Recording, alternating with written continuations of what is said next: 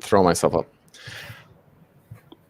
Bum, bum, bum. We are successfully live. Welcome to Storylux Workshop.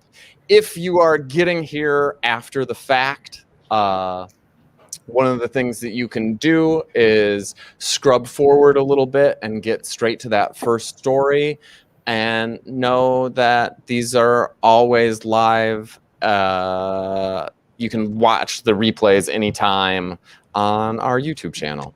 And we're going to do a little bit of a get to know you section, and we're going to do a little bit of saying hi to everybody right now as people fill into the seats in the show. And I've zoomed myself. There we go. Hey, everybody.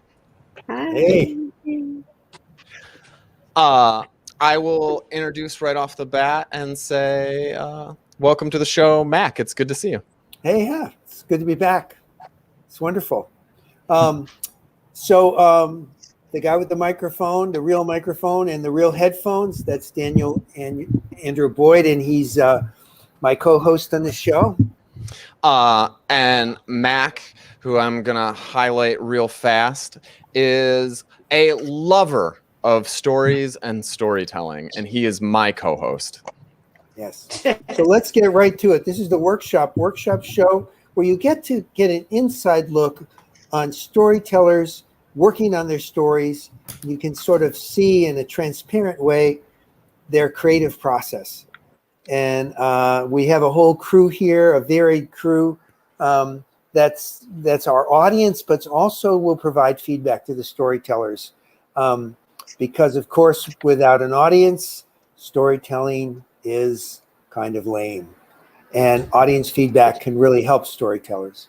So we're going to start with a crew introduction, and we've asked each member of the crew to respond to this prompt.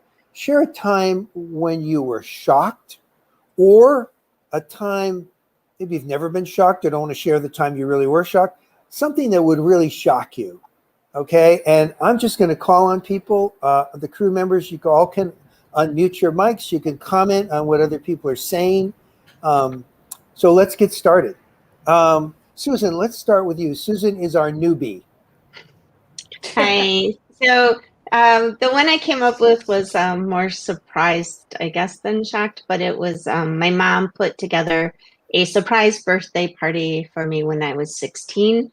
And believe it or not, I actually didn't know it was happening, even though it was like so convoluted, like going from friend's house back home and like weird stories. I still was just like, da, da, da. So I was surprised. And if you're in chat, you can also answer that question in terms of something that shocked you, or if it did happen to you, it would be shocking. Brian, I'm going to put you right in the mix here. Let's do it. What about you? Oh gosh, I've very seldomly been shocked, but I was highly surprised to be asked to tell a story in front of people. I've never done this before. I hope it goes well. Oh, great. Right. That's a good kind of shock. It's like electroshock therapy. You know, it can knock you out of something into a new world. Mm. And how about you, Margaret? I am also never shocked by anything, but I guess you could say I was shocked when I found out when I was 14 that the Dalmatian I had carefully chosen from a litter and driven maybe close to 200 miles because we got lost. I was shocked to find out 2 days later that she was as deaf as a post. Oh, goodness gracious. And Margaret, I should have said, Margaret is our English teacher wannabe. So she's delighted to be on this show because she can help you with some editing. It's great.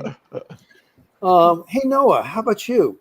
I'm going to jump in and say hi to Time Plus Travel and everybody in chat, and then toss it over to Noah.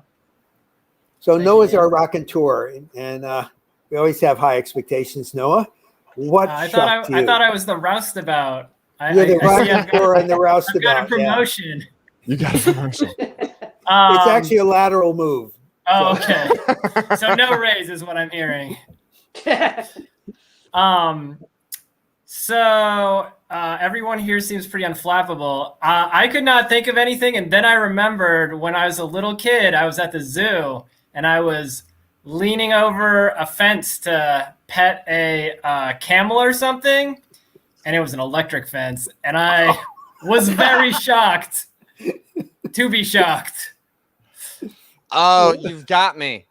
I've I've got an answer now. I was gonna say that I took a class in high school that was run by Monty Python, and so I am no longer shocked. But if we take it literally, there was a time where I walked away from the group and I peed on an electric fence, and it got me.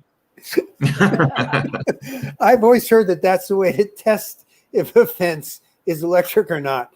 I hope you weren't. Somebody didn't advise you to do that, Dan. I know you can be gullible sometimes, but I hope that didn't happen. Shweta, how about you? It's so good to see you again. Great to see you, Mac. Shocked. I really haven't been shocked many a time. However, when I was 14 and I played field hockey, I was not the most athletic on the team. There were so many other people, but at our end of the season little banquet, the coaches were naming the 3 captains. So they named 2 of the girls who 100% should have been captain. And the third person is Shweta. And I was like, what? Wow. Should we start calling you Captain Shweta? Maybe. Yeah. That's just great. It's a wonderful shot. Yeah. Okay, well, I have one too. This is a little different though. Yeah, I too once split my finger as a young kid in a light switch. But this one was when my wife said to me, Darla, she said, you know, I think I want to see if I can get pregnant. And we had a deal. I mean, when we got married, the deal was I already had a daughter, stepdaughter. Once we got married, we would not have any more children. And I was really clear about that. And so was she. And then she started at 35 as the clock was running out, the fertility clocks, that she said, you know, I really want to try and get pregnant. She said, I'm not sure I want to have a baby, but I don't want to go through my whole life without at least not trying to get pregnant. So I went into therapy for, 6 months or so. And I finally said, okay. That's awesome. But I was shocked. Yeah. Yeah. That's a very heartwarming one. Thank you for sharing that.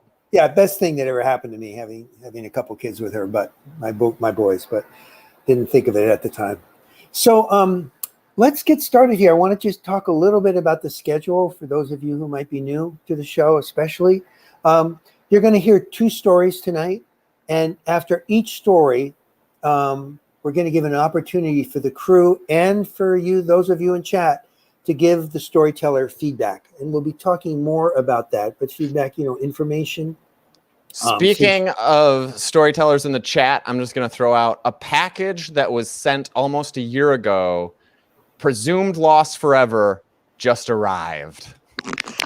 Wow. And that's a shocking moment. I hope it wasn't cupcakes or something, That would have been bad. Thank you. So you'll see how we do feedback, and it can be questions, information, suggestions. And after the first teller tells and gets their feedback, they'll have a little opportunity, maybe 15 minutes or so, to kind of rethink and reconceptualize their story, see if they want to use any of that feedback in any way. We're basically asking them to play with the story. This is play, it's fun, and it's designed to just help the teller. Then Dan's going to do a short lesson, and the teller will come back and tell their story a second time, and you can see how their feedback how the feedback they got affected the story. And that's where the magic really happens, how they actually use the feedback to redo their story. And then there'll be a second teller, and then again a a chance for feedback, and that teller will tell their story again. You see the magic twice, and then the third time the magic happens, one of the crew members is going to retell one of their stories in their own voice, and that'll happen just before the end of the show, and we go out with that, and that can be pretty wonderful, pretty bizarre, always interesting. And then right about now, yeah, go ahead. Dan. Yeah, there's one thing that we always forget to talk about. Yeah, did you think I was going to forget about it? I'm supposed to say there's one thing I always forget, Dan. Oh, so okay. You stole my line there. Yeah. But because sometimes I forget that I'm supposed to say that I forget about it, because I do forget about it. But anyway, go ahead, Dan. What is that thing? What is that thing that we always forget? I forget. You guys remember. Oh, yeah. It's Margaret's turn to tell us what the thing is that we always forget. You're on mute. You got to unmute yourself. And then, Margaret, this is trial by fire. Do you know what the thing is? I'm thinking maybe it is the nature of feedback being in a very friendly, if not slightly frank, more frank than some people are used to, but that it's all taken in good part by, hopefully by the tellers, and we all mean it very, very sincerely and only to help, not to criticize. Is that right? Wow, that's right, Margaret. That was perfect. Margaret, you nailed it. Yes, that's great. We're all friends here, including the tellers. Yes. Should have been an English teacher. Yes. Yes.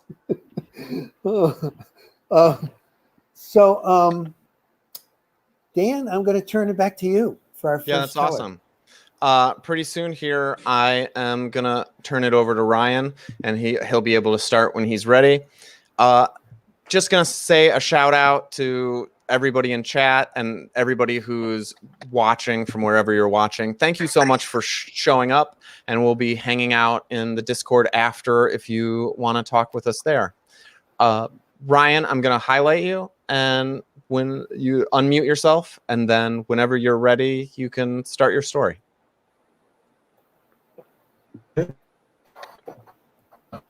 I'm going to jump right in first timer, so.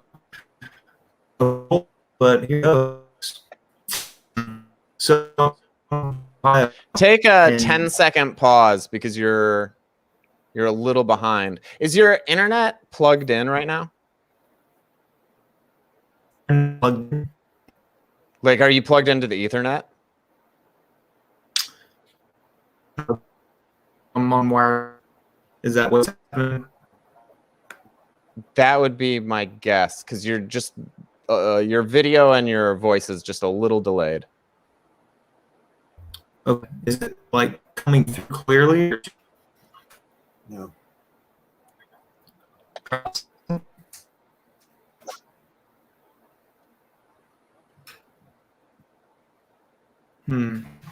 Here, 1 second.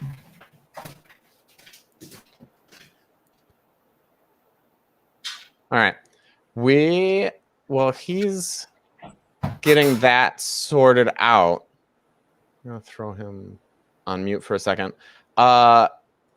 Shweta, do you want to be the first storyteller for today? And maybe we'll switch it up? Sure. Okay. Whenever you're ready.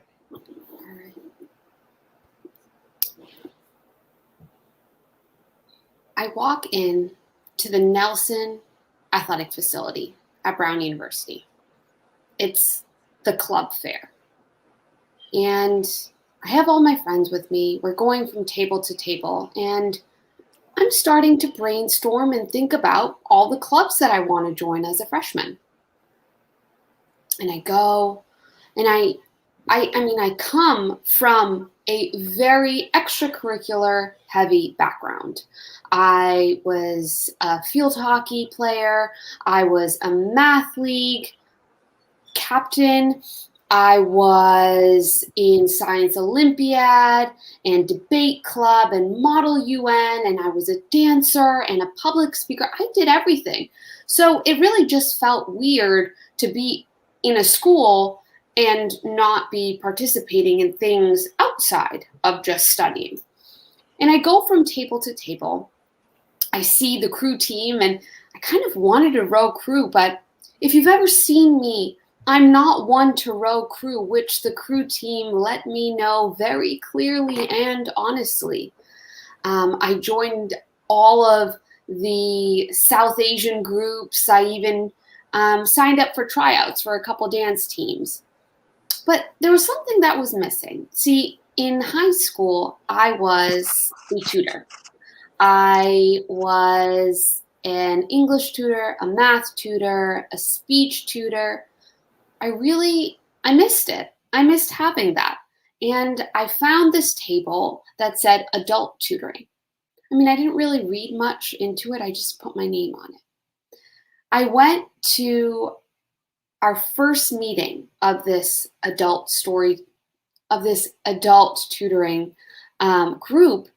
And the person who was leading the meeting let us know very early on, the adults that you will be tutoring are adults with developmental and learning disabilities. That could range from Down syndrome to ADHD to dyslexia. So just be prepared. Here's a pamphlet with all of the things that could be helpful when working with these adults, and do look through them, and good luck.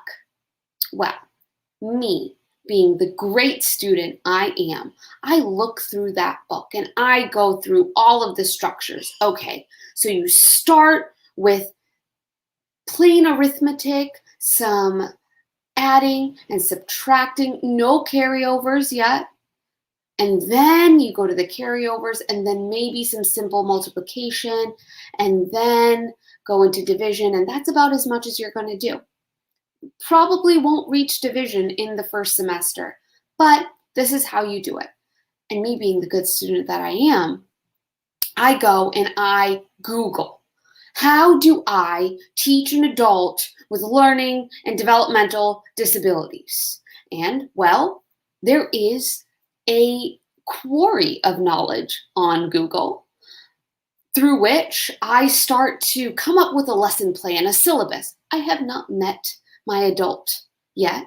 I know nothing about him, but I know that I can put together a syllabus that's right, because I'm at this school and the school is fancy and I need to start being fancy and have syllabus. Well, I'm standing in the sciences library waiting for my partner to come. His name is Bill. And Bill has ADHD. He walks in, I have no idea what I'm about to expect. And I see him walk in kind of a battered Celtics sweatshirt, tattered hair, ripped jeans, glasses falling off of his face. And he comes over to me, puts out his hand and says, "Hi, I'm Bill." Bill is about 53 years old. And we go downstairs in the sciences library, and I asked Bill, "Well, Bill, tell me a little bit about your life." Welsh with them. I've always been in New England, born and raised in Providence, and then I moved to Boston and then back to Providence. And you know what? I have ADHD and I have some anger management, and I was never very good at school. And so I really just don't know much. But I think I want to learn some things. That's great, Bill. I have an idea of all these things we can learn. Okay, yeah. Cool. Let's start. So we started. And we go through simple addition. He's getting the addition. He doesn't say much, but he's kind of getting a little antsy. So I look at him and I say, "Bill, is there something you wanted to ask me?" I know we're doing addition now, but I'd really like to learn percents. Percents. Now, I would like to say I was pretty advanced at math, but percents were the hardest thing for me to learn out of any math. Trigonometry, abstract algebra, percents at the age of 8 when I learned them were the hardest thing that I could possibly understand in my brain. And so I look at Bill and I kind of shake my head. Sure, yeah, we'll learn it, of course. But I didn't think we were going to get to it. And so I keep going with the syllabus that I've created. And he keeps asking me, Shweta, I'd really like to learn percents. Well, how is Bill going to understand percents? Like, he doesn't even know how to add things yet. So I kept going on my syllabus, and I kept researching, and I kept Googling, and he kept asking, Shweta, I would like to learn about percents. Until one day, I finally said, okay, Bill, let's learn percents.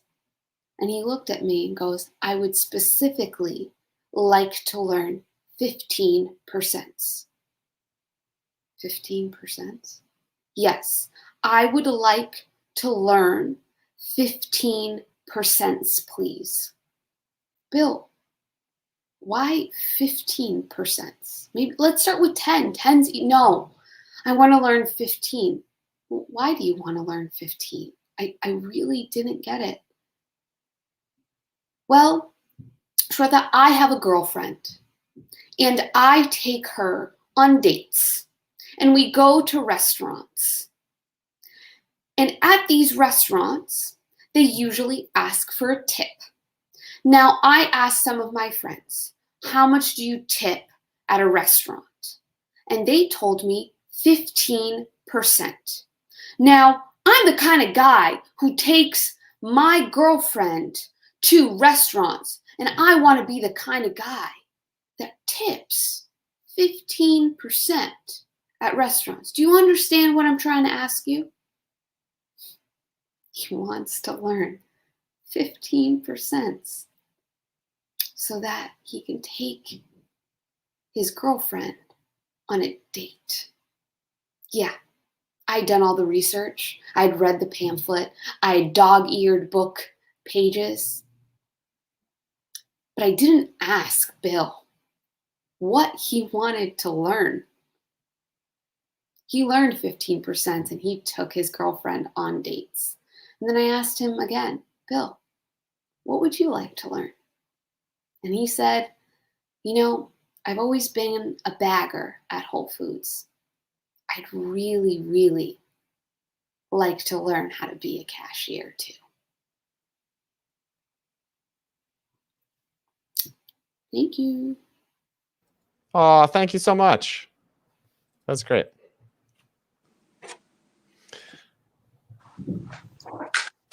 Boom, boom, boom, boom, boom. There was the button. Yeah, that was lovely. It's a very it flowed. The logic made total sense. I like this story. And in my life, I have tutored people on the spectrum, and it's a very fun to listen to somebody who's had an experience with it. For me, I'm gonna open us up with the first question, and then let the panel ask some things or tell you things that they liked. Yeah, how did it feel telling it? What are some things you noticed? It felt good. So I haven't written this story. The story is just, I just told it to you guys.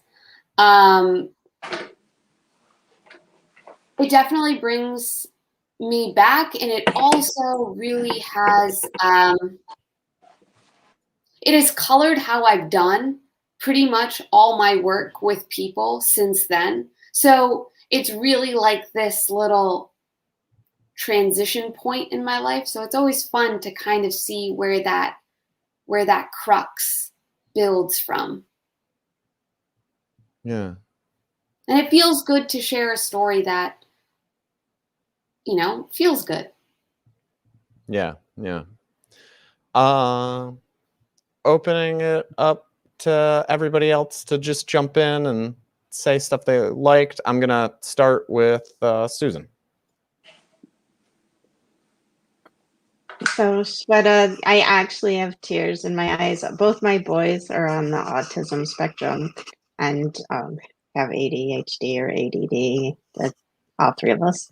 So, just hearing your story and just how kind you were, and also how you finally like came around to asking him what he wanted. I just thought that was just so wonderful and so neat. So it was a really sweet story, and I liked it a lot. I guess just the thing we say a lot around here is you know get to the action. So maybe just not quite so much about all the club stuff, because the real story seems to be about your tutoring. So maybe shorten that up a little and get right into the meat of the story. But take that how any way you want it. Yeah, Margaret, do you? Yeah, I would agree with Susan on that. I mean, wonderful story, beautifully structured. And I like the kind of tone of the high school kid, the kind of high school kid who gets everything right and is in all the right clubs, and then the quick shift. I like that a lot. I also agree it could be shortened a bit. I mean, maybe the high school bit is actually more important than the actual hanging out at the club fair, like you could shorten the part where you're actually going from booth to booth deciding what club to be in. For me, the transition between being a high school kid who's got the world by the tail and then being somebody who has to sort of figure it out was more interesting than the actual like schlepping from booth to booth. But I mean, it's all great stuff. And also just one tiny little picky thing. You said Bill was about 53.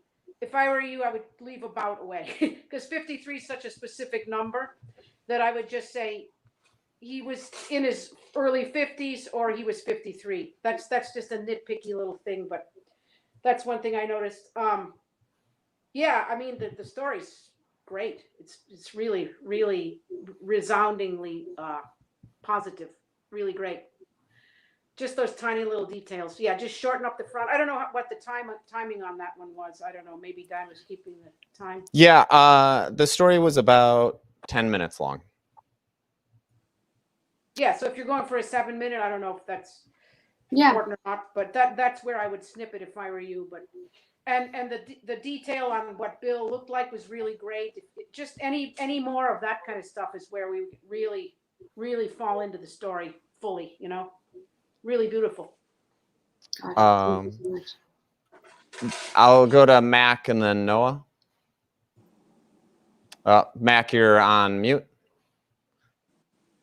And then after that, we'll give Ryan a chance. Shweta, I really love this story. And I want to sort of tag along with, first of all, I love a lot of the details. I love your description of him. I like the dialogue between you and him as you're working on the math and stuff. I do have one small question. As you said, you were bad at percents, and I wondered how there's a little tidbit about how you taught him percents. Like if you taught him 10% and then he took that in half and that's how he got 15, which is the way I do it on a bill. I can't just do percentages. But I do think that there's a couple of things that would really enhance the story. One is we hear a lot about you and what you're like, but I don't hear your feelings. Even when you're rejected by the crew team, I don't hear the feeling part of you. What was happening inside? Even I love the scenes. You've got the scene when you walk into the club fair. I didn't really know what that was, but immediately you began to explain what it was by being there. And then you have the scene with him as you're sitting there. You have the scene when you first sit down with the tutor. So just what internally, what was it like for you to walk into that crowded place? Were you confident? Were you strutting? You can show some of that, in your story. That, again, that successful high school kid. I do think you could start, if you wanted to, right with Bill. Yeah. You could start with that scene and then you could drop back and tell us how the hell you got there with him. You could give us a good taste of the club fair. You can give us a taste of the pamphlet and what you've done. And like, even as you're struggling with him and he keeps saying, I want to learn percents, then you can talk about how you built the syllabus and do you know what I mean? You can just stay in that scene and keep revisiting, because that's where Margaret, you said this, that's where the energy is. And that's where you've got us really hooked. So, but great potential, great story. Yeah, dovetailing off that before I throw it to Noah, will you answer that question for me in regards to talk about the feelings of percents? Like, what was it like in 8th grade, or when you were 8 years old and you were not getting percents? Like, that seemed like it was a strong moment for you? Yeah. So an 8-year-old is usually doing crossover additions, which I had gone past. I was doing long division and all of those things. And so my mom wanted to teach me percents. And for some reason, it wasn't registering in my brain. And she would get so upset with me. She's like, I don't understand why you don't get this. And me at 8 thinking I should know this. Like, I should know this. And why don't I know this? Like, come on. So for me, it was like this slightly traumatizing little bit where I was just kind of like, oh, this makes me feel not good. And like, I'm not smart. And I don't want Bill to go through that. Like, because Bill's gone through that for 53 years of his life. I want him to feel good about what he's learning. Yeah, I want him to have success. Yeah. So that's a gem. That's really a gem. Just a little thing about, that's the feeling place. Yeah. About how you felt. Yeah. Great. Good question, Dan. I'll throw it to Noah. You got to unmute yourself. And then Ryan. Sorry. So yeah, thanks for telling this story. I really liked it. I want to echo what Mac and other people have said. I really love the dialogue piece of it. That was very engaging, and you like got a sense of the person, right? And other than that, yeah, I think the things that we're talking about now, like, this experience that you had with division and, it being a turning point, you kind of get that from the story. But establishing the job fair stuff, I agree it could be shortened, but I think we don't want to lose, like, giving that background of where you're coming from, like sort of this, I want to say perfectionist type of outlook, and then sort of learning to, listen and come at it from the other perspective. So yeah, I thought it was really awesome. Yeah, I'll triple that. I think Margaret's idea that the high school stuff needs to be there is really astute, and that you can get in a sentence being like, and then I got to college and it flipped my world upside down. Yeah. And I signed up for everything.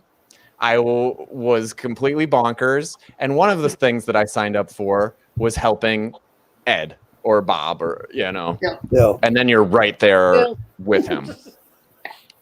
I like the learning together aspect of the percents. It's like he forced you to look at what you weren't good at, and in that you were like with him at the sort of a similar kind of level of not understanding, and so you learn together. That's an interesting aspect. Yeah. I want to ask you some questions to try to suss out a little bit. Can we hear from Ryan? I want to hear what Yeah, sorry. Yeah, wonderful story. I kind of don't have anything more to say than what people have already said, especially like little nitpicky things that are just not like, they don't ruin anything. They're just distracting, like the about 53. I thought the same thing and took a mental note that it's just like, oh, in his 50s. But yeah, I mean, other than little nitpicky stuff, I think the story is great. And I would, 7-10 minutes, however long it is, it's a story I would want to hear and hear like how you develop it and how you kind of, like you said, you're just saying it now, but I'd be curious after writing it down and really examining like what you want to keep and get rid of, how that story would sound in another couple months. Yeah. So did he become a cashier? He did. Yeah. Yeah. Good job, Shweta. And he got Proud of engaged to yourself. his girlfriend. Oh, the tipping. How long did you tutor him? 2 years. Wow. 2 years. That's really cool. Let me. Okay, so some questions about this and thinking about like heart of the story stuff. You said afterwards in your feelings about it that this had an outsized impact and was like a tipping point. And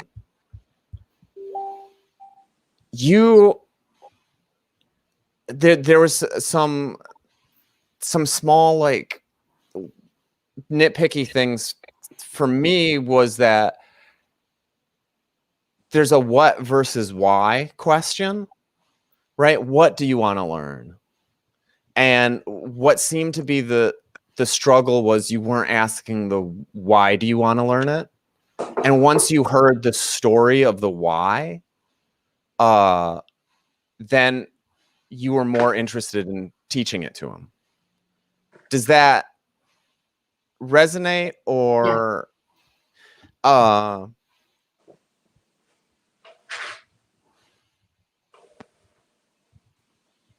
what I think I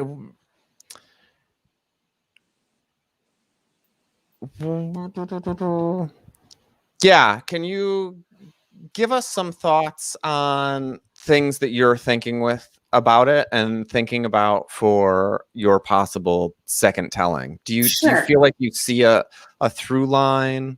Yeah. I do see a through line. I just kind of restructured it in my brain as you guys were talking.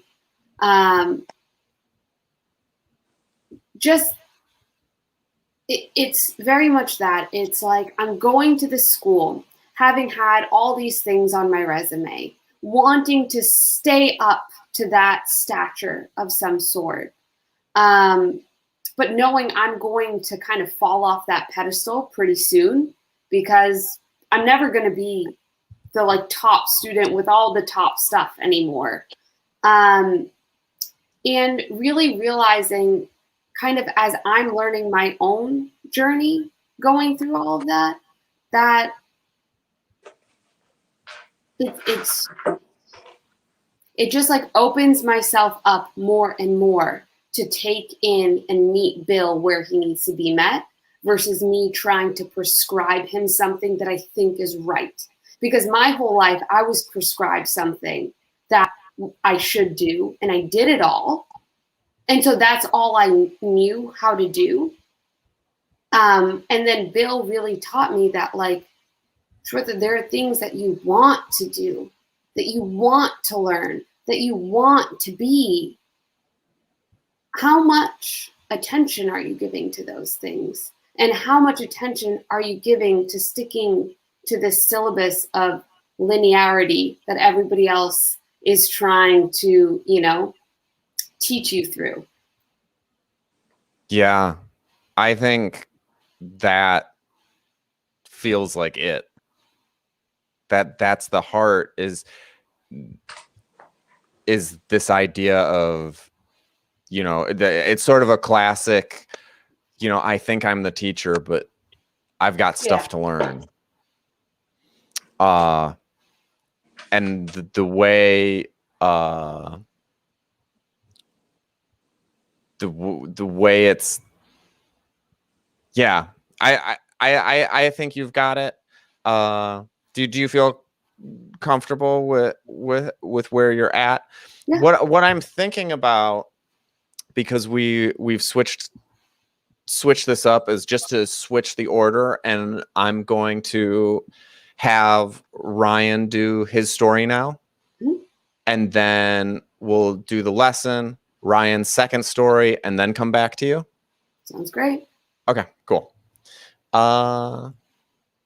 All right. Somebody said that you looked like you were freezing to them, but you seem really clear to me now, Ryan. Yeah. Is this coming through pretty smoothly? Yeah. You look good. Okay. Well, then I will jump in. Okay. As I mentioned before, I'm from Columbus, Ohio, and we have this arterial street that runs north and south. It's called High Street and bisects the city into eastern and western halves. And it's the lifeline of the city. It's always bustling, and especially around rush hour. And some years ago, I was working just a couple blocks off of High Street, and I would regularly cross it on my way home, moving, west to east. And during one of those drives, I approached the red light at High Street, and I see this pickup truck in the middle of the intersection, thinking that they were, waiting to turn left or something, as people do, waiting for that red light. And but the light turns green for me. I can see that their light is red, and this pickup truck is still squarely in the middle of the intersection. And I'm realizing that I'm blocked. So I start to take in some details about what I'm seeing. And there's a cyclist on the opposite corner, somewhat obscured by the truck, but I can see a phone at their ear.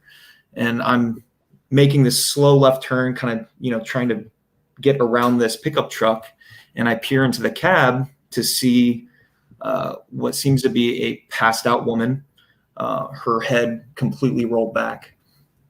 And my alarm bells go off. I'm like, something's wrong. And I rush to park in the next available lot just north of that intersection.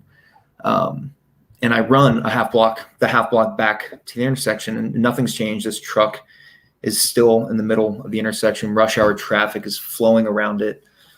People are honking and just scowling, angry, frustrated, not really realizing what's going on. And as I run up to the driver's side and fling this door open, I notice through the passenger window, even, there's somebody that's stopped so that they can scowl into this vehicle. And when they realize that something's horribly wrong, they almost, in an embarrassed way, they change their expression and look forward and start driving. They were trying to give somebody a piece of their mind, but there was nobody there but me trying to help this person. And so I'm taking stock of what's before me. And my first instinct is that I'm looking at a deceased person. This person is already gone. Her chest isn't moving. And I lean in to listen, and I'm checking her pulse. And after this painfully long period of time, I can finally hear a ragged, slow sucking in of breath, just, and I'm relieved she's alive. But at this point, I've become useless. I've checked her vitals, and I'm not a trained medical professional. So I step away and I start to fumble with my phone to call 911. And before I can even unlock my phone screen, the cyclist I mentioned from before, they're now at the rear of the truck. And in terms of the situation at hand, it doesn't matter who this person is. But when I realize it's Colleen, a longtime regular of mine from the bar that I mentioned I was working at, I was so overcome with this awkward sense of pride, proud that someone I know and respect is the only other person in this rush hour situation that's taken time away from their day to react to this emergency. It's not the most appropriate feeling to be having at the moment, so I shuffle it aside. And after we trade that split-second acknowledgement of familiarity, she starts relaying questions from the dispatcher on the phone. She's already on the phone with 911. Is the driver responsive? Did they sustain any injuries from a possible collision? And after a few more questions like that, the dispatcher advises that we move her somewhere we can safely lie her down. And at this point, I clumsily fumble with this woman until I can scoop her out of the driver's seat. And you never know how unwieldy an unconscious body is until you're under its full weight. My forearms are just aching, and I'm wobbling through traffic with this woman in my arms. And there's a small corner shop with the, who I presume to be an owner or worker, with the door open, waving us inside. And I was really thankful to them in the moment, because even this vacuumed industrial carpet is such a better and more dignified resting place than the exposed grease-stained sidewalk outside. And so Colleen, my friend, the cyclist, follows me in, staying on the phone with the dispatcher. And another young woman has now join the scenario, and she steps into the store with us and immediately offers her services. She's a medical student, and she just happened to have a school issued CPR kit that was issued to her the day before, is I think what she said. And it has one of those masks with a tube to prevent any disease transmission. And there wasn't a need for it yet, but it was good to be prepared because we did not know how precarious this unconscious woman's situation was. So now that I see that this person's under trustworthy supervision, there's a shop owner and a medical student, and Colleen's on the phone with 911, I run back out to the intersection and I jump into this truck to get it out of traffic. And when I get it into the parking lot, I realize that her purse is sitting, in full view, and a few things run through my head, but mainly I'm thinking it could be useful for paramedics. It will have her ID in it, perhaps an important prescription indicating some life-threatening medical issue or condition she has. So I grab the purse and I run back inside the corner store, and nothing has really changed. The woman is still pulling in those erratic, raspy breaths, and the medical student is still unraveling some of the tubing from her CPR kit. And Colleen is standing just a few feet away, wide-eyed and pale. And I was powerless in that moment. I could only offer words of encouragement as we monitored the woman's life signs. But before too long, within a minute or two, the ambulance zips up to the curb, and the shop owner ushers the paramedics inside. Everyone backed away, and I could feel that collective sigh of relief as the burden of responsibility is lifted from a few well-intentioned citizens to these professionals who, have everything they need to handle the situation. And we didn't want to gawk, but we were invested in this woman's well-being. We reassured each other as they strapped her into the stretcher and moved her out of the shop that presumably she would be okay. She was in good hands. In that time that they were strapping her in, 2 police officers had arrived and were rustling through her purse at this point with gloved hands, and I could only hear muttered words like OD and junkie. They were whispering to each other. And I totally understand the jaded experience of a beat cop, but still their manner seemed just callous and unempathetic. It didn't feel like an appropriate conclusion to what we had just been a party to. And so for us, it wasn't. Colleen and I hugged and congratulated this young med student, still kind of shocked from what had just happened. And she was still flustered, but she told us that she just lived a block away and she would get home safe. And we asked if she wanted an escort home, and she said she'd be fine, but she was thankful to have been part of it. And we sent her off with just smiles and warm goodbyes. And at this point, Colleen invited me back to her.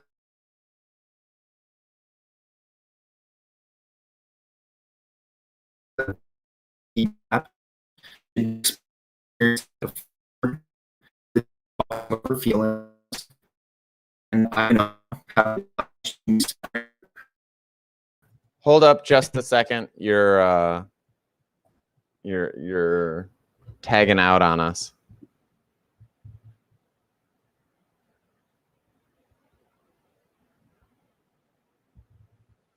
I'm glad that it froze here, and we know that the paramedics got there and that things are probably going to be all right for the injured person. This is a very compelling story. I'm gonna pop him out for a second. And it looks like he may need to do a restart on his computer. Let me pop him back in and see if he comes in.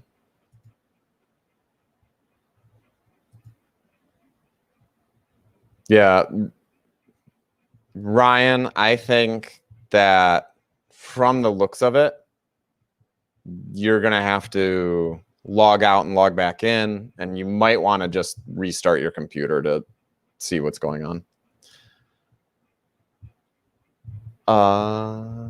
Yeah. So, rolling with the technical difficulty punches. Oh, he's back.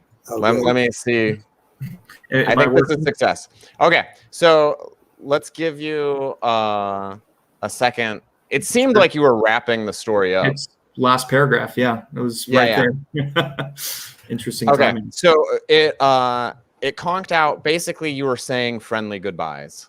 Cool. Yep, I'll go into this last little bit then. Yep.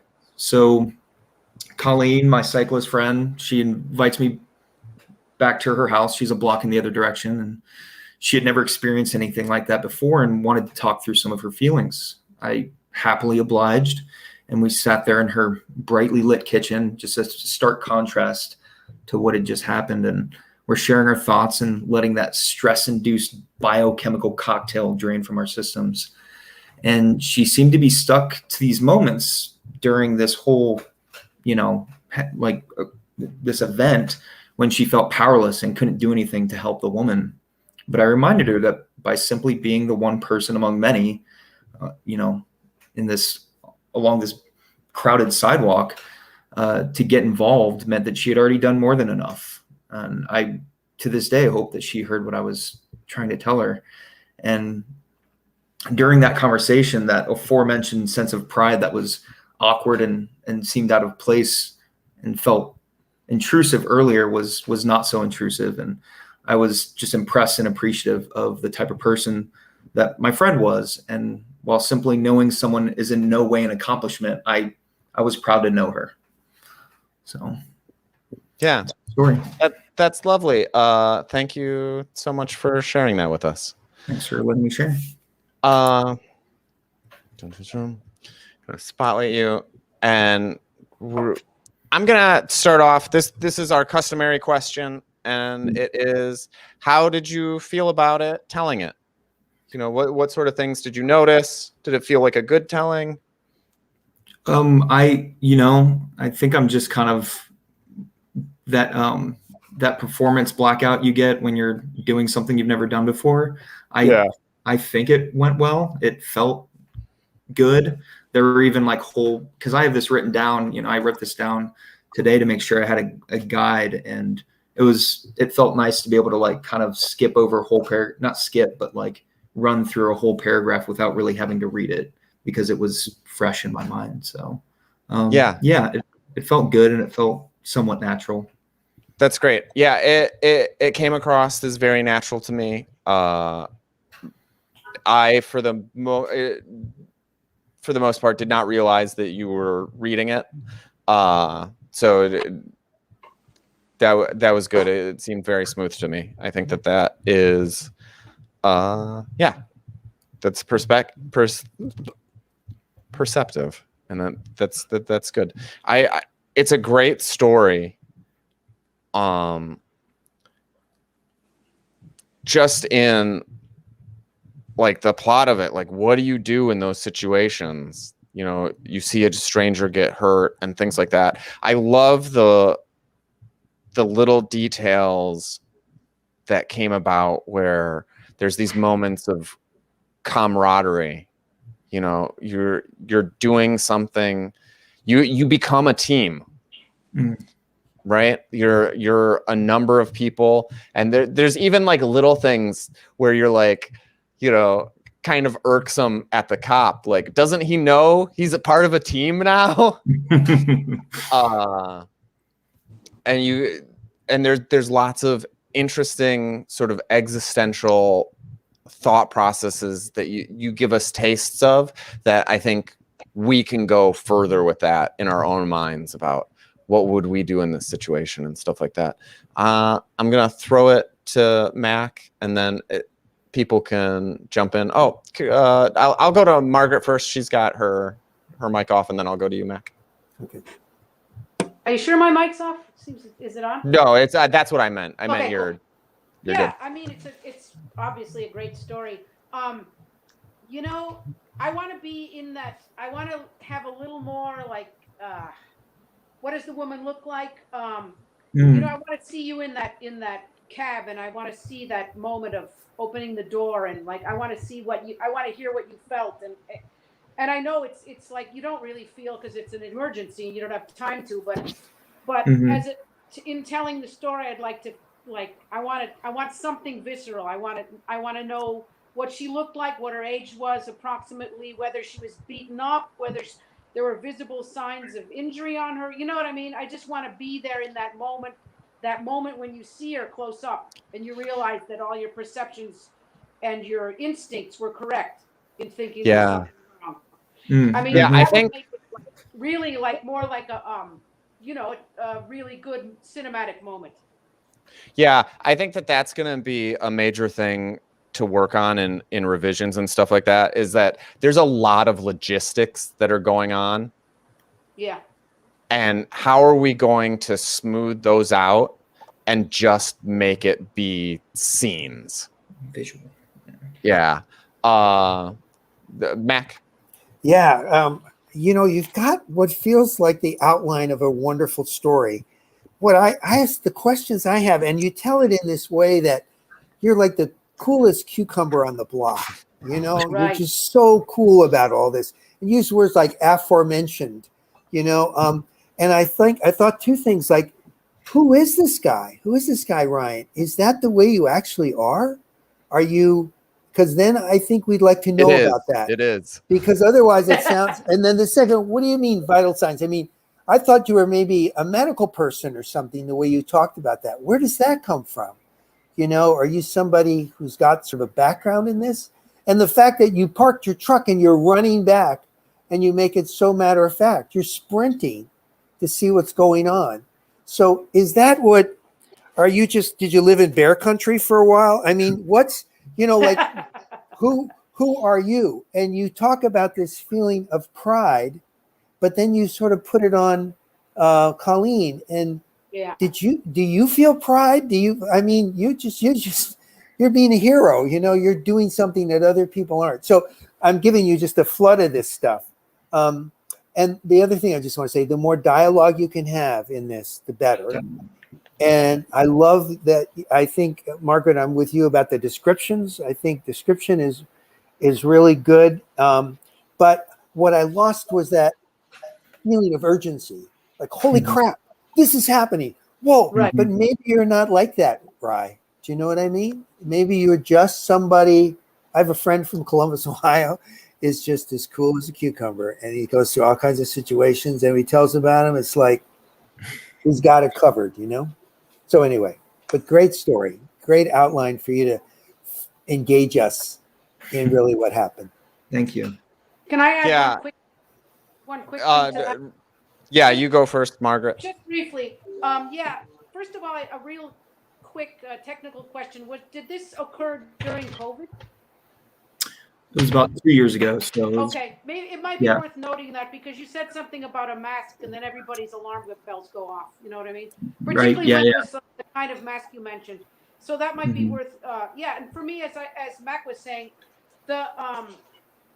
you guys are like a volunteer army that showed up. Like, you popped out. It's like a flash mob. All of a sudden, there's somebody with a cape, and there's another person with a cape, and another person with a cape. So you can own it as well. You put all this heroism on the medical student and Colleen. But I agree. You got to. I mean, it's hard to say. I too am a hero, but just show us your reactions more, and that'll take care of it. That's all I wanted to say. Reactions. Yeah. Everybody in chat is saying that they really enjoyed the story. Yeah. Where that's a good note. That's a general note for everybody. A lot of times when you're thinking about your story, when we're thinking about stories, all our stuff is like, oh, we know about it. Mm-hmm. I know my background and why I'm acting this way, but people don't, right? Because this is my normal, and people don't. That sort of thing happens to me sometimes when I get too Catholic. People will have to remind me, not everybody went to parochial school. Like, nobody knows what you're talking about. And there's an opportunity for me to mention probably in there with like the medical training stuff, like what I had learned in the Army years prior, because that's all we need. I was in the military. Yeah, I got medical training at whatever. So this is why I'm cool in these situations. Ryan, I just want to ask you kind of a personal question, because I'm like this. I keep hoping that I'll have a chance to be a hero. I felt that way as a kid. And so sometimes, like a woman once in New York City, her tire blew out or was flat or something, and she got out, she was still in her pajamas and her little, and I just wanted to help, and I did. I helped her do whatever had happened there. So I wonder if that might be part of you too. You've had all this training, and sometimes you're just kind of waiting for the shit to hit the fan so you can use it. Yeah, I mean, my military experience made me a raging leftist, and I don't feel like my training helped me down, out in Afghanistan the 4 times I went. But, on the streets of my own community, that's where I feel like, okay, let's use that cool as a cucumber, like attitude and help out, in your own city. Cause so, I like that. That's great, right? Happen. Yeah. I think that's also a great line, and a way to get it in there is like, I get to be calm. Like this is that whole thing. Like I felt like my training was completely useless until I get here, and here I can help people. Mm-hmm. Something of that nature. I just wanted to jump on that. Is that I want to know who you are. I want to know who this happened 3 years ago. So I want to know who Rye was 3 years ago. Who were you in that moment? And the dialogue I would really love is your inner dialogue. Oh. So okay. you do mention things, right? And you do it with such beautiful detail. But I want to know from you, from the inside of you, what are you thinking? You said, I went to Colleen's house and she had, yellow walls and there was a fan and whatever. And I'm in Colleen's house. And I see the yellow wall. Like I want to be there with you, because this entire story is one with a lot of action. It could be a TV show. I could see it on Station 19 or any of those ABC primetime shows. Like I see this as being one of those things. I want to be there with you. Mm-hmm. So I think it's really, I'm just going to repeat what Dan and Max said about, you are cool as a cucumber. Maybe explain that. Maybe like let us know that's who you are, and then bring in that inner dialogue and kind of bring us with you. Like you saw the woman, but what was going through your head when you saw the woman? And if you don't remember per se what was going through your head, that's okay. That's completely okay. But you can look back at it now and think, shit, when I was there, like, that's crazy. You can talk about it as your future self. Let's ask that question to you right now. Like, if you went in, like, what is your, you did it a little bit, right? You were like, I saw her, I noticed her, and I'm worried, you're worried about her before you turn around. But when you first get into the car, and she's in the driver's side, right? Yeah. So just try to right now, just give us that, like, what are the things that you're thinking? Yeah. Are you calming yourself down?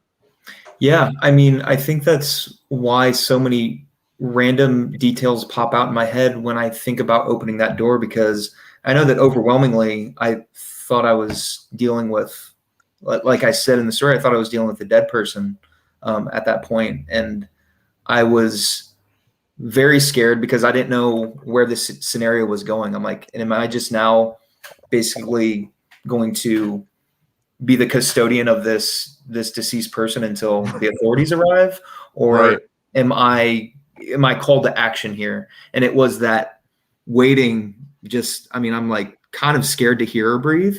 But when she finally sucks in that breath, I was like, I'm getting goosebumps thinking about it right now, because I'm just like, okay, now I've got something that I can do.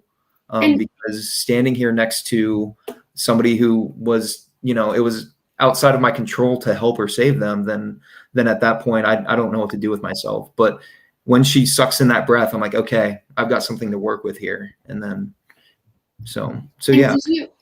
Did you have moments like that when you were in Afghanistan? Yeah.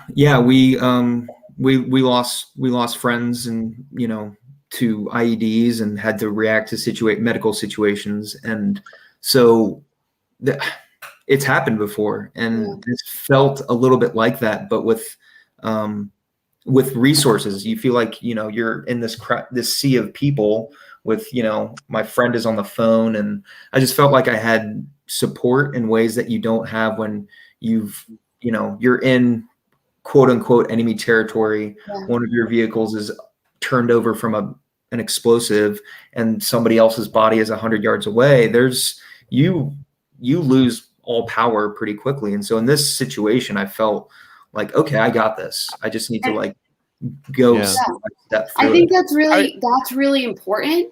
And I don't think you have to, and just knowing that, I don't think you have to exclusively say, hey, I toured.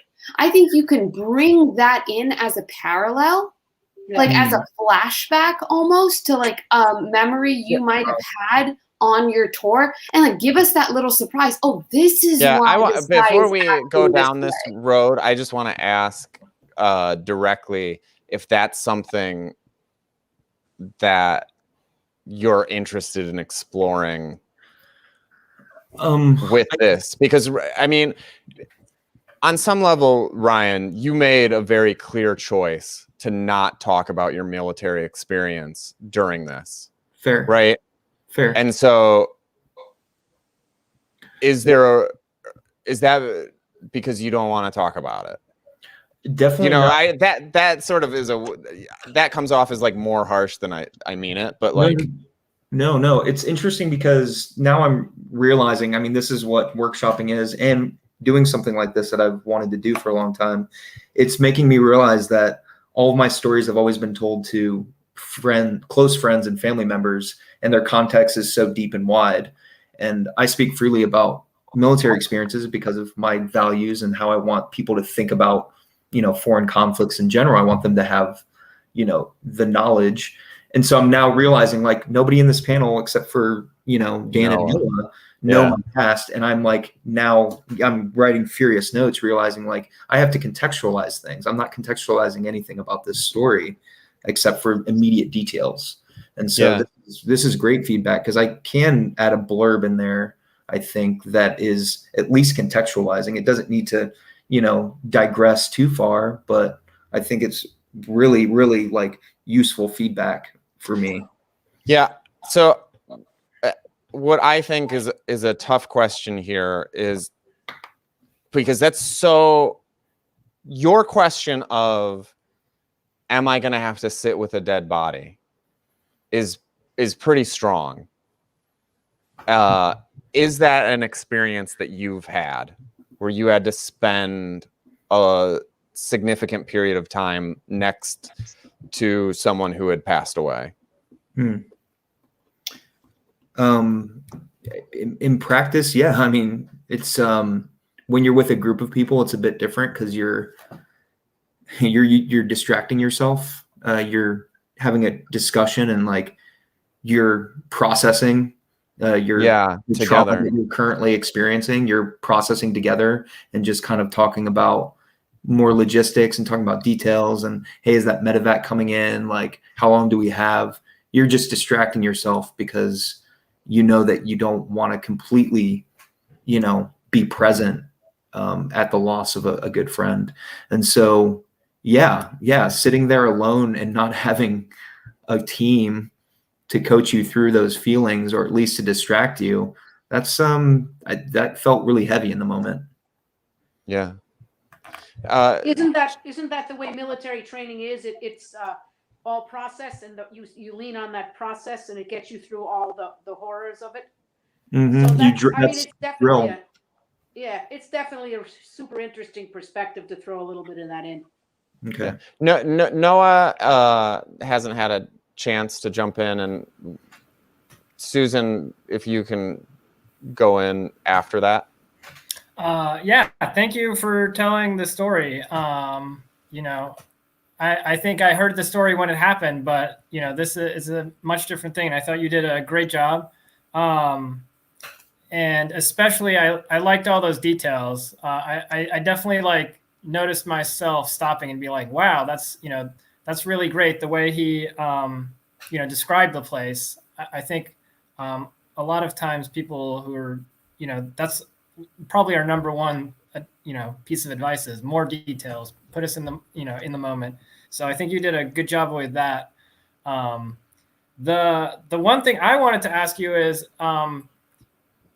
did you have like a theme in mind? Was there something you were trying to get across? Because I definitely felt myself thinking, and maybe that's just because I know you and I know that you have things to say about the world. And I was just, you know, I was trying to figure out, you know, what are you trying to convey here?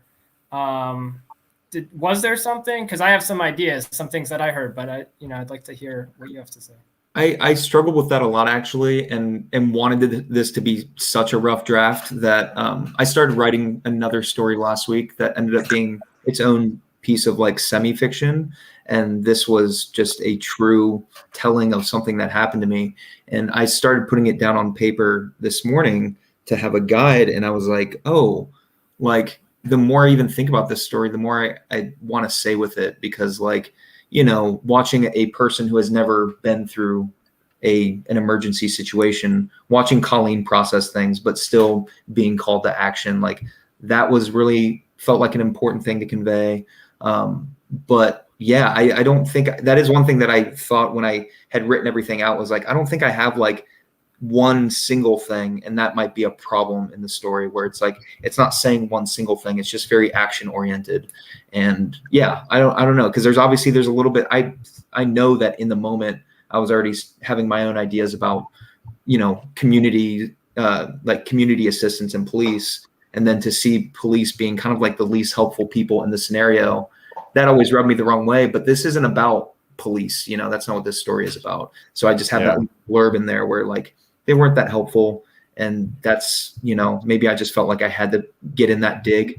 But that's, yeah, I don't know if I even need that, because it's not part of what the overall thing that I'm trying to say with this story.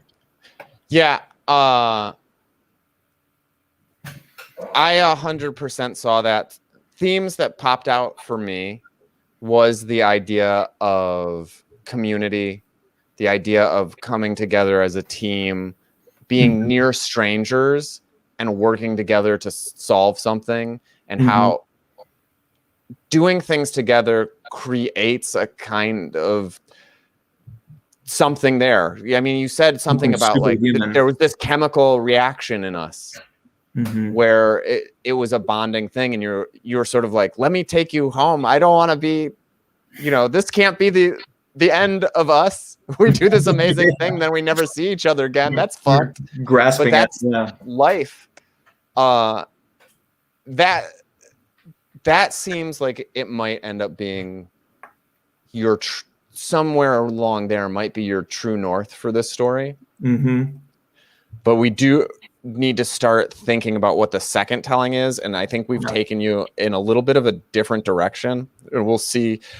And so I want you to think about your second telling as not like this is where it should go, this is what it should be, but more like this is playing with it so I can see the stuff that just to see it.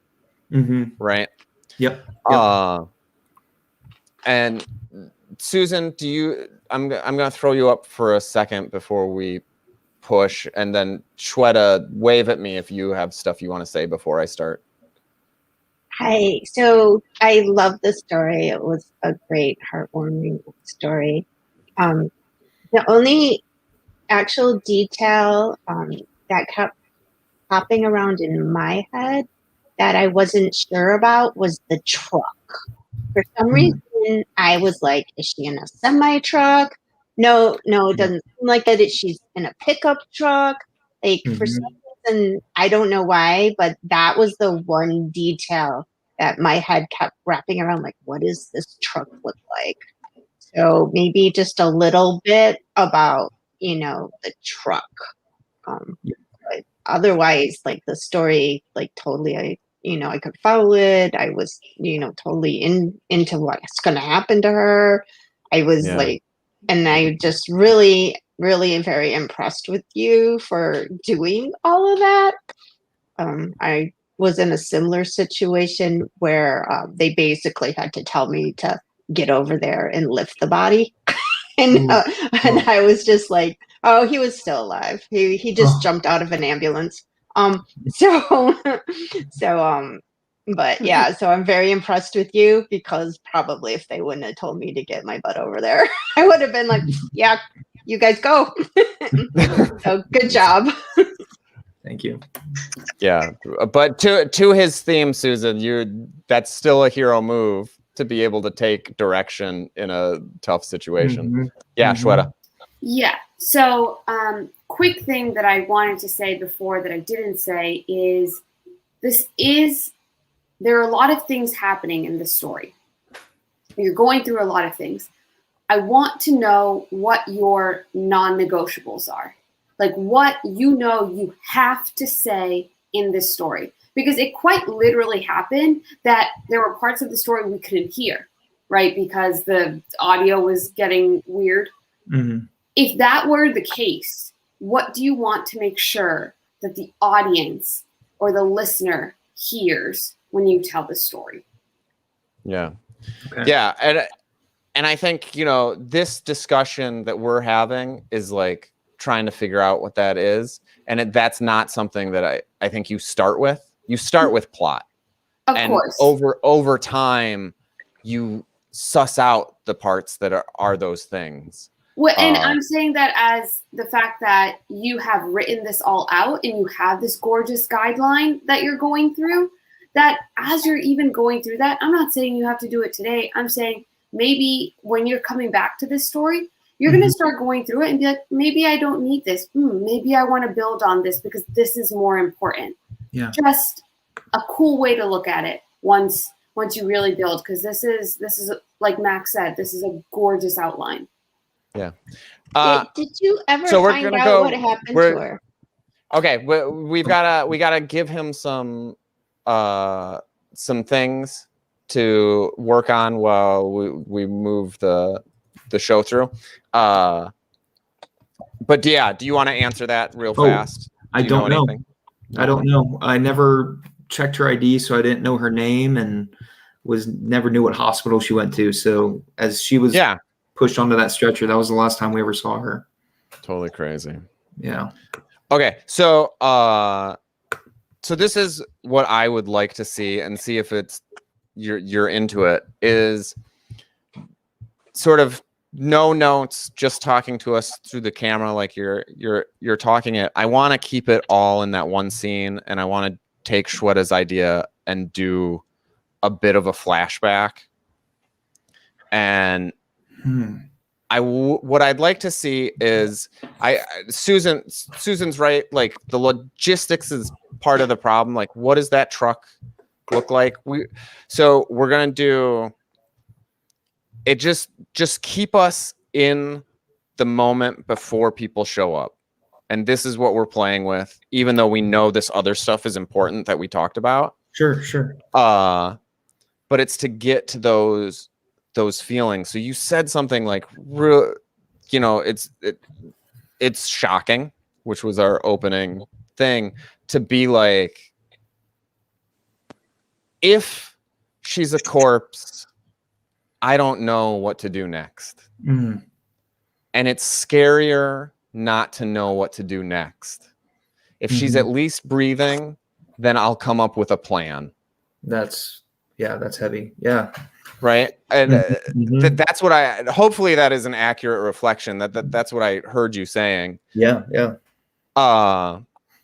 So I just want you to, the way I'm going to say it, there's a busy intersection. Was she crashed, or it was just stopped? Was there damage to the car? You drive up to this intersection and imagine, you're like, I mean, the truck is I can't say literally what it was, but to me, it reminds me of like the little crimson red Toyota 4x4 pickup truck that your grandpa had to run errands on the weekend. Yeah, That's like that's exactly great. what this thing was, just rusted out bottom. So, you can make assumptions. But is it damaged? No damage whatsoever. No damage. It Just a looks like passed out woman. when you're at a red light and you see that car waiting in the middle, you just think they're turning left. So I think this person's going to turn left. So I'm not even looking into the vehicle. I'm thinking this person's turning left. And then when the light changes was when my brain started kind of going through you go from passive driving to active driving. Yep. And that's when I noticed the cyclist on the corner. And as I'm getting closer to this car, to this pickup truck, that's when I'm doing the slow drive by and peering inside. And I see somebody with their head completely back and passed out. And that's when, the kick into action occurs. So I want that to be one sentence. Right. And that's just where we're starting it. So I thought the woman was turning left. I realized that she had passed out. She's in a red pickup truck.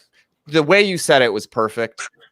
Use that language. And then, and I know that something's wrong. I think it's so wrong that I think she's dead. And then take us straight from there to the door. We don't need you everything else, and open it up and just go into those feelings. And when you open it up and you're waiting for her breath, then take us to the scene and be like, I've had to be next to corpses before, and this is what it was like. And there were these people around, and we joked and we processed, and these are the things we said. And beyond, and while we said those things, we thought these completely other things, right? Which I imagine was what was happening, right? Because you can't say what you're feeling, but maybe you can. I don't know what's there. But the big thing is that's the second scene, but it's all happening while you're there with this woman. And then you cut out of that to say, she takes a deep breath, and now I know what to do. Okay. And then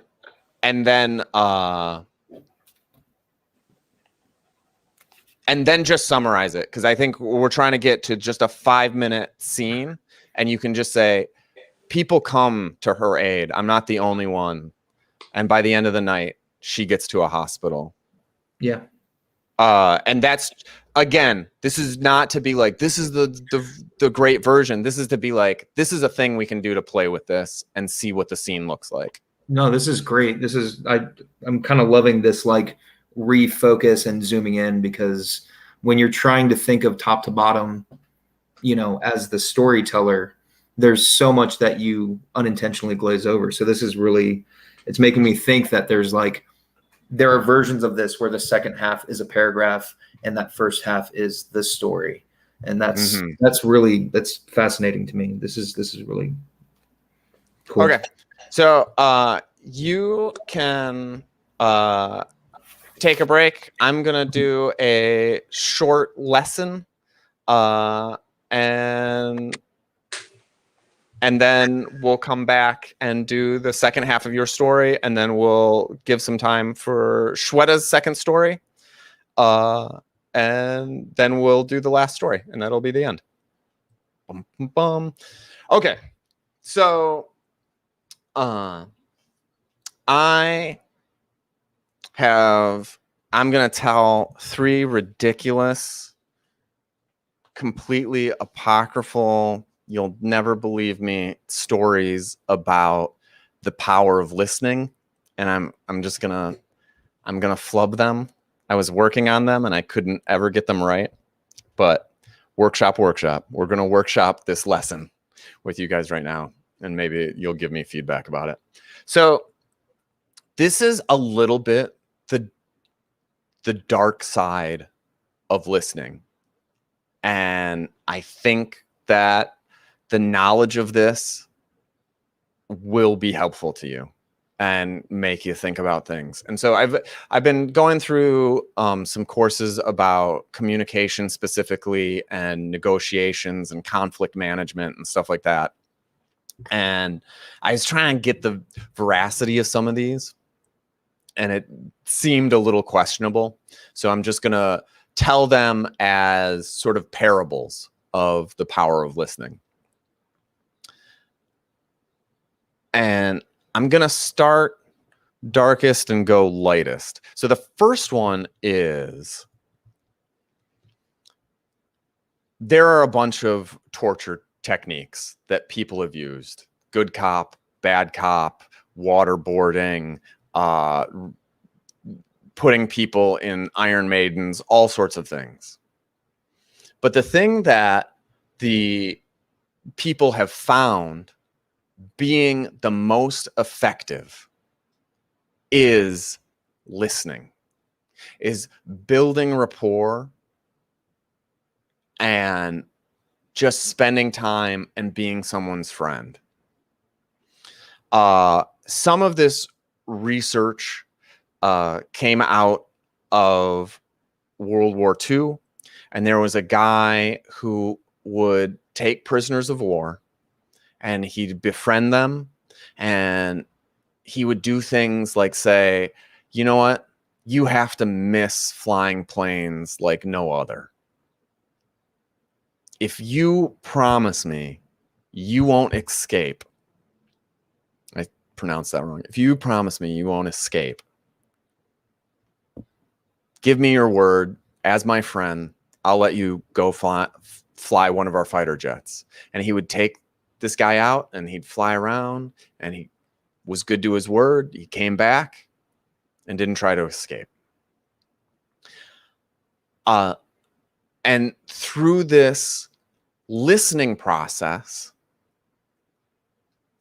people would feel like they owed him because they were heard. And there's such a need for us to be heard and understood that by just listening, you often don't have to ask for anything. You just listen to someone and then they'll be like, let me do you a favor because you've taken such a burden from me. So number 2 anecdote is, there was a completely crazy BS law where every store in New York had like a grate in front of it, like a drain grate, either in front of their front door or in front of their back door. And there was this esoteric old time sort of tax / fine, because the doors are all built with metal bottoms, that it would scrape over this grate and the grates would have to be replaced. And the tax for it was like $30,000. And the dudes who enforced it knew that if it ever went to court, it would just be thrown out because it was such a ridiculous law. And these people didn't make enough money to pay for it. And they would try to get people to come in and pay for it. But if they threatened to sue, then they'd be like, well, you don't have to pay for it. And one of their evil genius managers said, this is what we're going to do from here on out. We're going to send these nasty grams, ask them to come in. And what I want you to do is take the first 15 minutes and just listen to them complain about how unfair everything in New York is. And after you've listened to them, say, how about I cut it in half? And basically 90% of the people took that deal. And it completely changed it. And all they had to do was listen to that person. And they were susceptible to be like, all right, thank you for listening. Third and final anecdote And this one was the most sketchy because I ended up hearing a bunch of different versions of how this worked.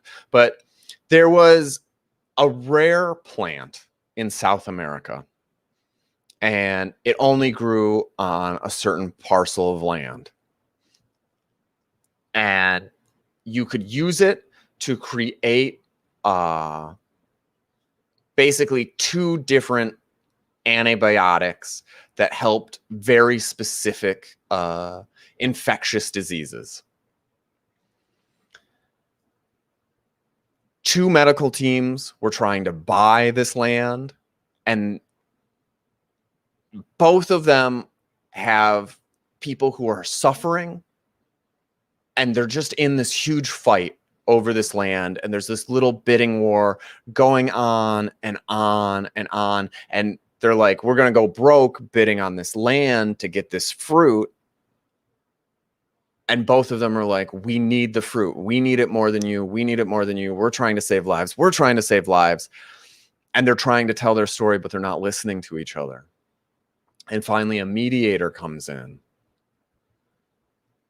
And he asks, how are you going to use the fruit?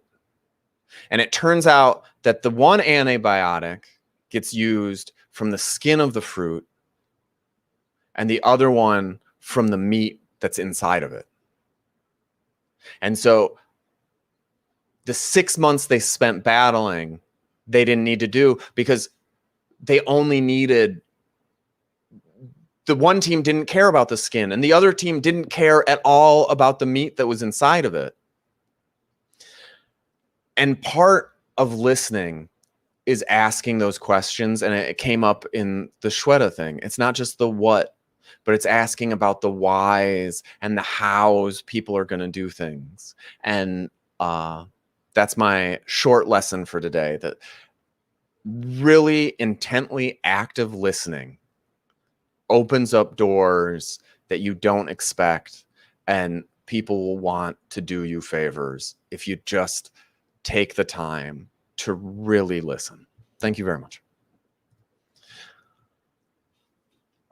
All right, Ryan, that was a quick one, but do you feel comfortable trying to do?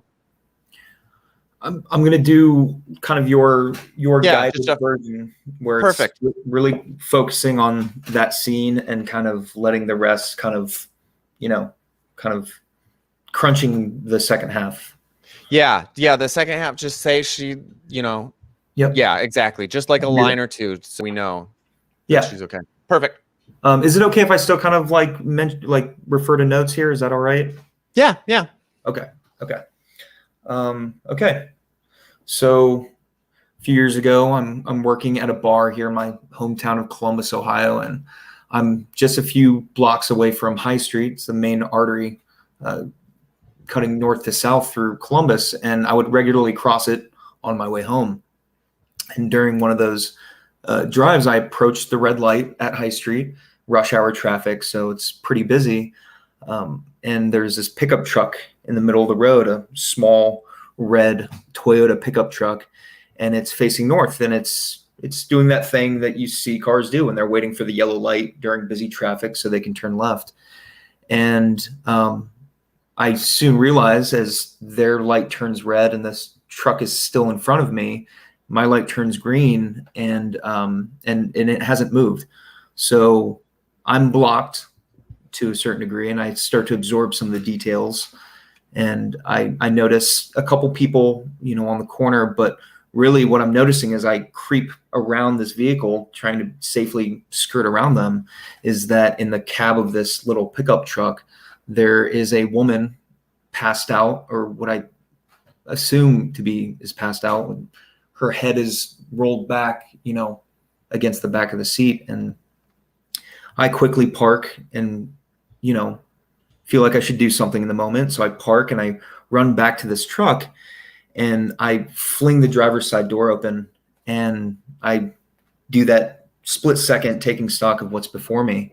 And my first instinct, looking into this kind of messy interior, it's one of those interiors that, any little pickup truck that's used for utility purposes, would have things strewn about, receipts. I think there's a purse on the other side of the vehicle. I look at this woman, I realize I think she's probably deceased at this point. She's not moving. Her chest isn't moving. Her face is completely drained of color. And I've seen this before. I'm terrified in this moment, but I'm not terrified because of the dead body. I've been around a dead body before. You lose friends in combat, but when we were in Afghanistan, losing a friend to an IED was different. You're standing there after you've administered what aid you can. Once you're at your limit, you're standing there with your teammates, and maybe you're smoking a cigarette while you wait for the medevac helicopter, and you're powerless in that situation, but you also have this group of people that can distract you from what you're experiencing, which is the loss of a friend. And how does that feel? Like, talk about the feeling. Yeah, that's interesting. And I'm not going to lie, it feels blank because you're dissociating internally. You're not even processing what's going on because minutes prior you were driving down, a rocky mountain road, and when this explosion occurs, you immediately make assumptions about who has already expired, who was killed by that blast. And once you respond to it and you start to gain your senses again, internally you're from what I can remember, I'm blank. But somebody's offering me a dip can to maybe stuff a lip full of dip in, tobacco. Somebody's passing around cigarettes. You might even pull out an MRE and start eating randomly. And there's laughter. There's always this nervous laughter in those situations because I think people are reaching out, trying to distract themselves from what's going on. And it's not until they've loaded up that body and that helicopter has pulled away and you can't hear it anymore, that reality starts to set in, and that sense of loss starts to hit you. But you're still in the middle of enemy territory, and you still have a mission, and you can keep distracting yourself until much later.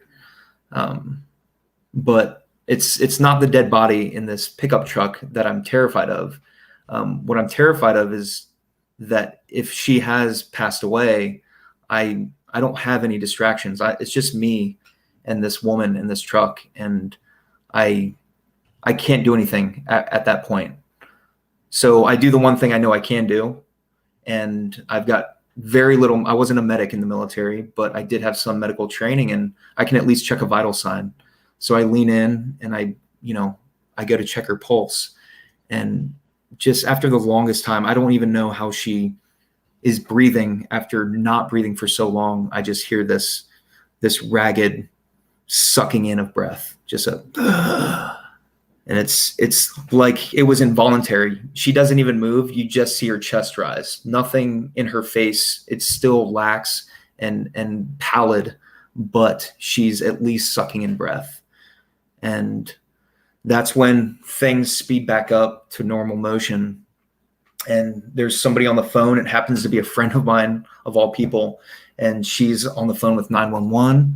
And the dispatcher recommends that we move this woman. So we get her laid out in a nearby shop. The owner jumps in and starts, doing what he can to help.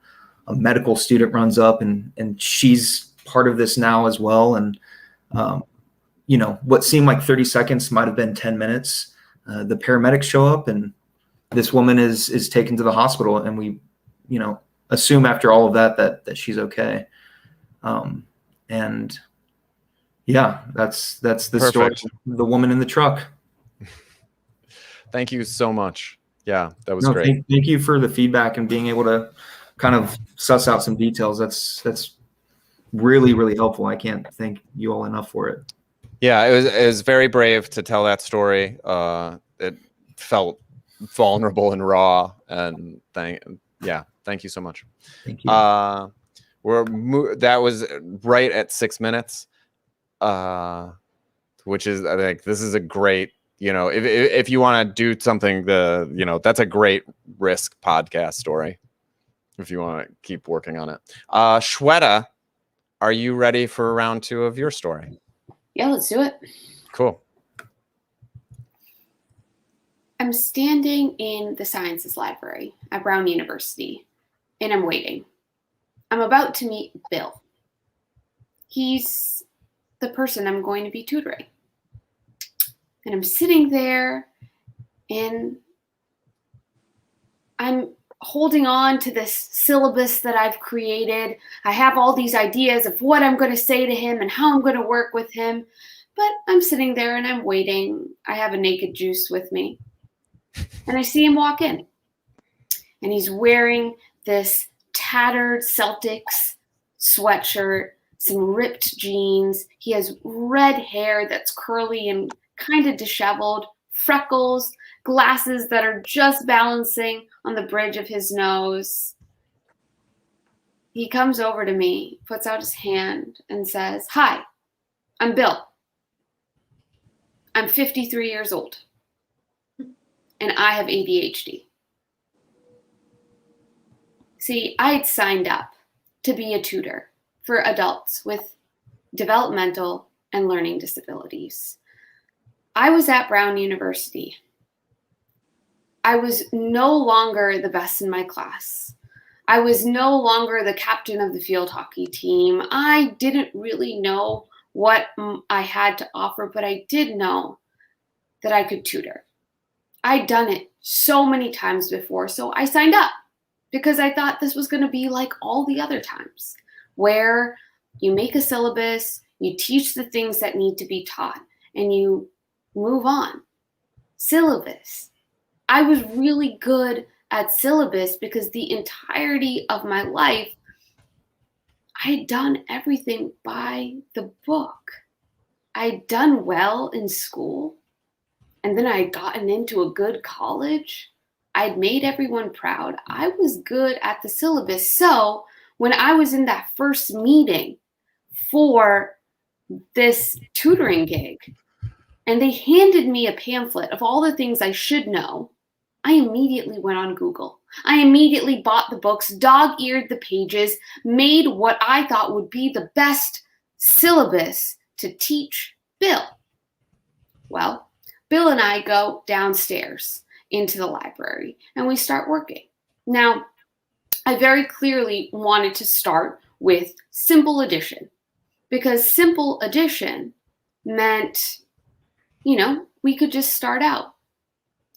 Bill looks at me and he tells me, "Look, I've never been good at math. I've had a hard run at it. I was born and raised here, and then I dropped out of school, and then I went back to school. School it's really hard. It's hard, and learning is a bit hard for me. It's okay, Bill. I know how we can do this." And so I started to teach him. And he went through the motions with me.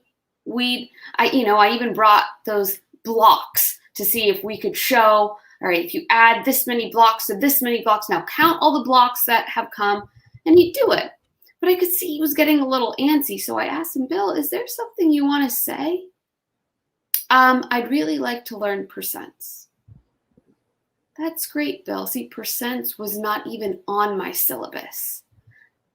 Percents, even for me, somebody who had been called a math genius for 19 years of her life, found it really, really hard to do percents at the age of 8 when I was taught them. They were really hard. And this guy, Bill, who has ADHD, who had a hard run at school, he wants to learn percents. I wasn't about to put him through that.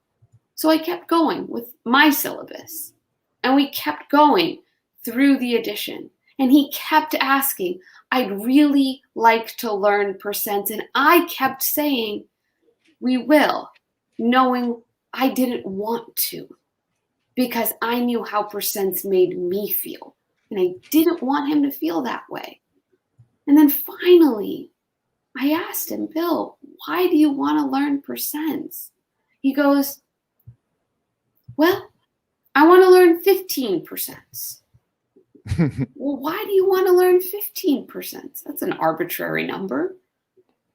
I want to learn 15%. Okay, I get it. Why? Well, Shweta, see, I have a girlfriend and I take her to dinner. Now, when I take her to dinner, the waiter asks me for a tip. And I've asked my friends and they tell me that you usually give 15%. So I would really appreciate if you taught me how to do 15%, please, so that I can be the kind of guy who brings my girlfriend to a restaurant and gives the waiter a tip. It would make me feel good. It would make him feel good. Yeah, percents didn't really make me feel good, but it would make him feel good. That's when I realized maybe it's not about the syllabus. Maybe it's not about doing the what's. It's about knowing your why. And I sat with Bill and we figured out 15%. I showed him how to dance over the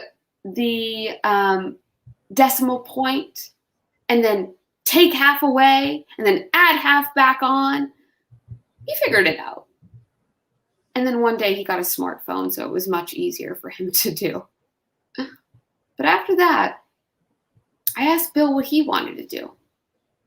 And he said, I'd really like to learn how to operate a cash register. And my new favorite question, well, why, Bill? Why? I've always been a bagger. And I think it's about time I become a cashier. Oh, that was awesome. Thank you so much. All right. And we're going to be right on time today. Mac is our designated reteller for today. Are you prepared? Susan is going to explain the retelling. Both of you, yeah. Mac says he's got a line on this. And Susan, explain how this retelling situation works. So we do a special thing here where a person gets to pick one of the two stories that was presented tonight, and they get to retell it. They get to retell it from their perspective, in their words, and the person who told the story originally gets more ideas of how it works and how they would like to play with it. And just to hear the story coming out of somebody else's mouth is just such an eye-opener for the original storyteller. And so that's why we do it. Very cool. Going straight over to Mac. Take us home. All right. So you got to understand something about me. I'm going to college. I'm like 18 years old, and I've been a star in high school. That's why I'm at Brown University. And when I just feel like I'm good at, I can be good at anything I really put my mind to.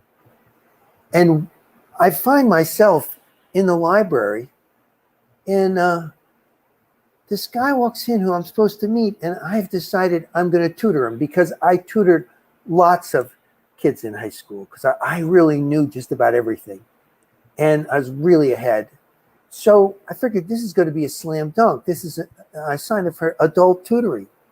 And Bill comes in and, I didn't know what to expect, but he walks right over to me. He's got a lot of panache, and he says, hi, I'm Bill. I'm 53 years old. And I look at him and he's got this raggy Celtics t-shirt on and he's got holes in his jeans and he's got red hair and freckles, but he's got this kind of spark. And I could tell he's really here to learn. He's all in, Well, I know how to teach him.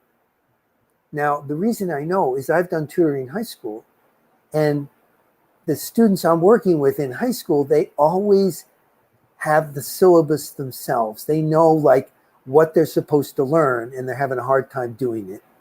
And all I have to do is teach them how to do the thing that they're trying to do in the classroom. So I'm good at this, but I'm a little nervous because I'd never done adults before. So when I go to like this orientation thing for the tutors, I get this pamphlet and it says, first you do addition, and then you do carrying over, and then you do this, and then you do that. And I think, wow, I'm going to learn exactly how to do what they say I'm supposed to do. And I go on Google and I figure out the best ways to do it. And I'm going to run him through the program just like I would do with the high school kids. I'm pretty proud of myself. And we sit down and we start to work. And Bill is following my program. He's doing what I said, and he's doing addition. But I can see he's antsy. And the next time we meet, I say, "Hey, Bill, what's the deal here? You seem antsy. Is there something you want to tell me?" He said, Yeah. He said, I'm okay with this, but I want to learn percents. And at that point, my heart falls for two reasons. Percents are difficult.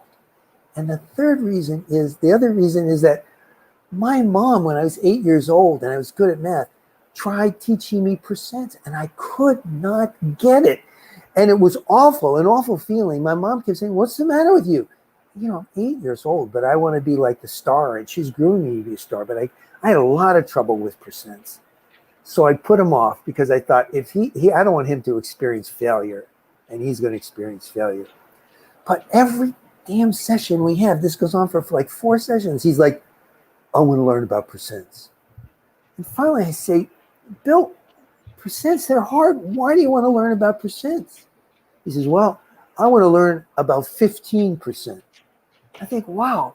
I said, "Bill, 15% is hard. I mean, let's start with like 10%. He says, "No, I want to learn 15%. Wow. I'm stuck. But then I say, "Bill, why? Why do you want to learn 15%? And he sits up straight and he looks at me and he says, I got a girlfriend. And even though I have ADHD and I have trouble with that, I got a girlfriend and I take her out to dinner sometimes or to lunch. And I know from my friends, I ask them, how much am I supposed to tip? And they say 15%. But I don't know how to figure out 15%.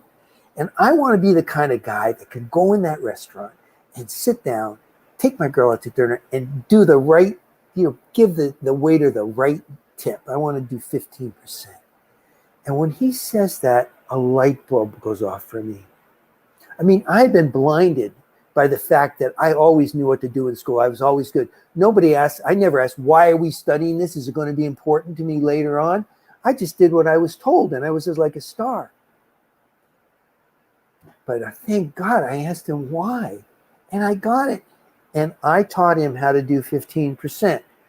In case you're having trouble with this yourself sometimes, what you do is you drop the decimal point. That gives you 10%. Move it over 1. And then the other thing you do then is just take half of that and add it on top, and then you get about 15%. And that works pretty good. So, Bill just, his whole attitude towards us being together changed at that moment. And then he confided in me, the reason I'm taking this math course is I'm a bagger at Whole Foods, and I want to be a cashier. And all of a sudden, everything started to roll. And I realized that was the most important question. And the question I asked myself is why? Why learn something? Why do something?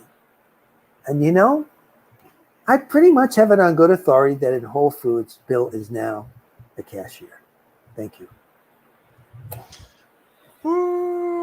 Thank you, everyone, for joining us. If you're here for the first time, please hit that follow button. Thank you for all your comments, and join us in 5 to 10 minutes in Discord, where we'll be hanging out for about a half an hour, just chatting and listening to your stories if you bring them. Thank you so much. Great comments, time plus travel. Thank you, everyone, for showing up, and goodbye.